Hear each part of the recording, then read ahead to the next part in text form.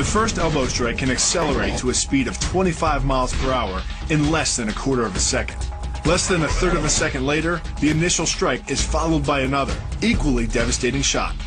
By employing the bony tip of the elbow, these strikes deliver a double dose of injury-producing energy and can result in a broken nose, facial fractures, or a wicked cut.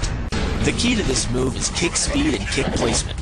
Powered by the rotation of the hips and the strongest muscles in the body, the quadriceps, at the point of contact, the kick is traveling 25 miles per hour and can impart 550 pounds of force. The wider the foot travels from the center of its axis, the more speed and power it picks up. More than enough to cause a knockout or concussion. Delivered to the neck, it can fracture the cervical vertebrae. The secret to the move is wrist control. By rotating your opponent's wrist to the maximum extent of its range of motion, the bones of the wrist lock against the bones of the forearm and make it impossible to bring the strong muscles of the upper arm to bear. Then, you can pull your opponent off balance and into a potent knee strike. The combined force of the knee strike and your opponent's forward momentum can be as much as 2,000 pounds, enough to dent you. The move works by using your opponent's own body weight against him. The first strike can land at speeds greater than 20 miles per hour and can stun your opponent with the same injury-producing energy as dropping a bowling ball from over 11 feet onto his torso. By using his arm as a lever in conjunction with the leg sweep, you drive your opponent to the ground. Once he is on the ground, you follow up with a devastating strike to his face. The goal of this lock is to stretch the tendons at the top of the foot to the breaking point. The strongest tendons have a tensile force threshold of just over 400 pounds. Applying any more pressure than that can tear the tendons from their base or snap them in two. By bending the elbow across the fulcrum of your hips, you're subjecting the weak joint to the leverage of two strong forces. The pull of your thighs on his shoulder and your hands on his wrists. As little as 1,000 pounds of force can be enough to destroy the elbow. The leverage of the armbar can supply much more than that. Balayage Pomali relies on something called a flexion moment imparted to the neck to do damage. An average man's neck can withstand about a 140 foot-pound flexion moment.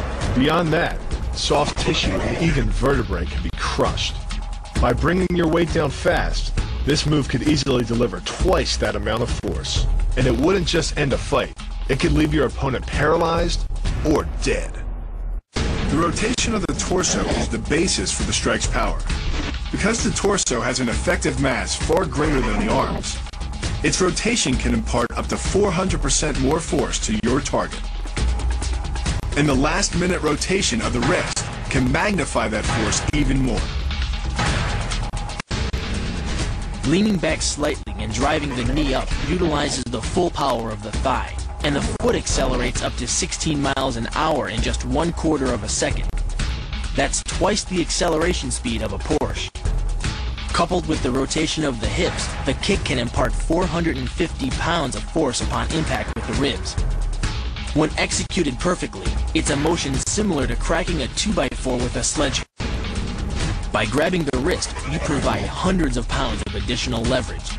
This reduces your opponent's ground weight by half and allows you to more easily knock your opponent off balance.